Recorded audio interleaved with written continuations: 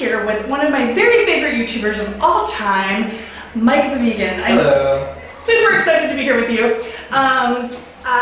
Let's see, I don't know what to talk about. What do you want to talk about? I mean, anything. You put so much out there on your channel. So. I know. How do you even choose a topic when I don't even know, I have like 200 videos now. It's like I don't even know what to talk about next. I go basically completely off just my audience suggesting a topic. And so that's basically 90% of the videos I do now are just directly what the most people are asking me to film about next.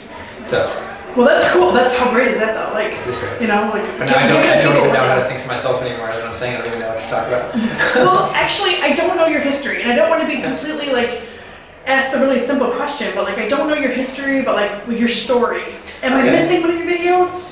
Did you tell your story? I did a little bit. I did like my vegan story, but my pre-vegan story could be something that I haven't really talked about. And that is how I grew up in sort of like a meditation, hippie, pseudo like vegetarian community based off the Beatles guru. And so that's sort of, because of that, I never ate red meat. Even though I wasn't vegetarian, I was still like, chickens are basically objects and just stupid stuff like that. But I sort of went into veganism with that background a little bit, and so I was raised in that philosophy, and so it was a little bit easier for me to go vegan. But then at the same time, it was actually, I was even more resistant, and that is why I am focused so much on information, because I needed all of the information before I was like, okay, I'm not going to die, or I'm not going to shrivel away into nothing if I go vegan, or whatever your male fear would be. And so that's how I started doing it. It's good. Cool. And so like you are so scientific. That's what I love about your videos, because they're funny and they're entertaining, but like it's all about science, because that's what I needed too. Like I've been vegan for 2.5 years and I need to learn, you know, because if we're not armed with knowledge, forget it. You know, it's already hard enough to like live in this world, and being vegan and the rest of the world isn't. So like that's what I have gravitated toward for your videos. It's like actually I can watch them and like find them entertaining, but you know, it's educational too. Like that's what I appreciate. Yeah, I have information that could be really boring. Like if I wasn't just beating myself and like making stupid jokes and just like having a good time with it and keeping the pace up, like I don't know if I would even watch some of the videos that I'm talking about, you know, study after study. It could be hard, so I try to just like pepper it with ridiculousness. Yeah, that's what I love. A little skit or something. Your ridiculousness. Yeah. I didn't mean it like that. You know? I mean, we are in a bathroom, if you don't know.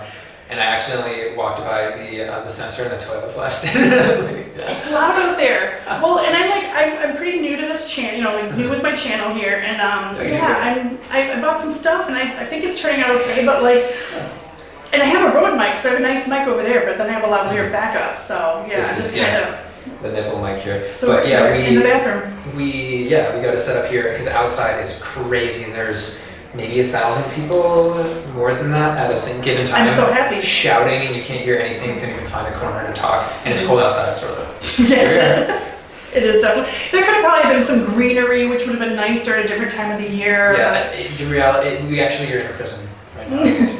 Cinder block walls now. Prisons need vegans too. Prisons need vegans. Apparently, you can reduce crime rate. There's some sort of preliminary stuff about making people in prisons eat a plant-based diet. They call it. Is that true or not? It sounds true so far. Yeah, I mean, from the preliminary stuff that I've heard, hopefully we'll get a study in a peer-reviewed journal soon. But yeah. Next video, possibly. And Pamela Anderson, I think, is even pushing that. She's pushing prisons to go on plant-based diets to be less violent. So one thing that I think is interesting too about you is that you have that whole separate channel and you're building a tiny house with your girlfriend. That's so cool. Do you think so obviously you're minimalist, or do you consider yourself more or less? I'm transitioning to be more minimalist. I mean, we're going to be throwing most 90% of what we have in that tiny house, and so there's going to be more downsizing as we finish the house. But in general, like we moved from Chicago to Iowa to build a tiny house, more or less in a Prius. I should be like, of course he has a Prius.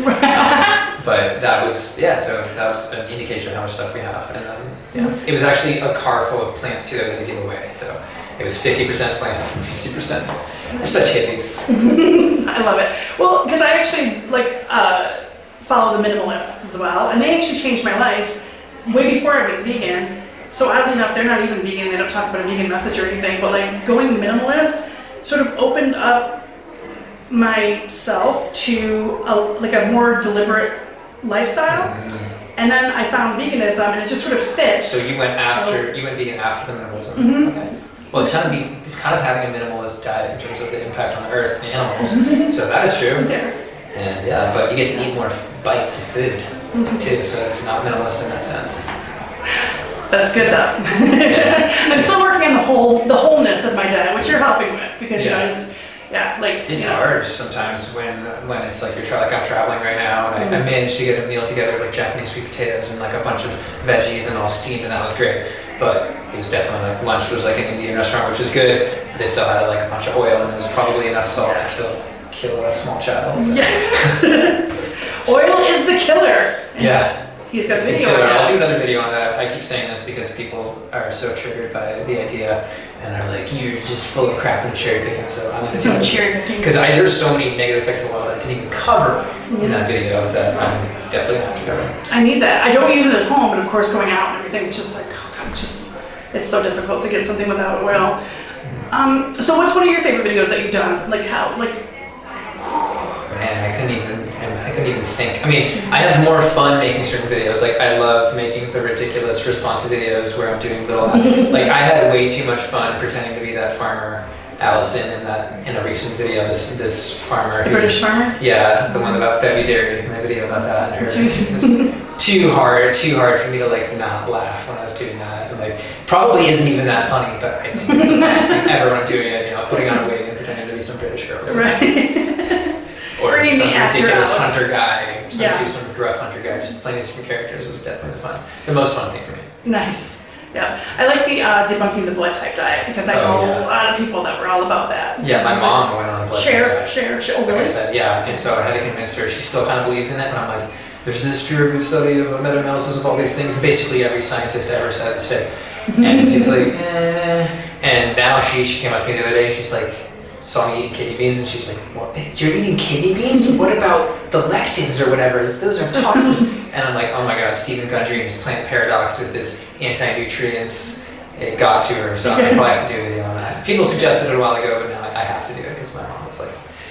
So how are you with like your family and friends and stuff like that? Like, how many vegans do you know? Like, do you hang out with them? Yeah, there's a decent amount in this awesome. kind of hippie-ish town. And so we have like a vegan potluck with friends every other week, and we did a vegan sushi party. Recently we had like a ton of brown rice and all the veggies and avocado and all that stuff, and just went out and you made them yourself? Yeah, you make it, roll yourself, and then you can eat as much, and then it costs like $1 per roll. Right. It's like the most satisfying. Thank you so much for talking to me. I really appreciate it. Like I said, I'm a big fan, and love this guy's videos, and I mean, check him out because he's like educational and funny. Yes. So thank you so much. Thanks. And hopefully this intense fluorescent prison lighting doesn't make us look like we're dying vegans. It's really intense, so we both look better than this light.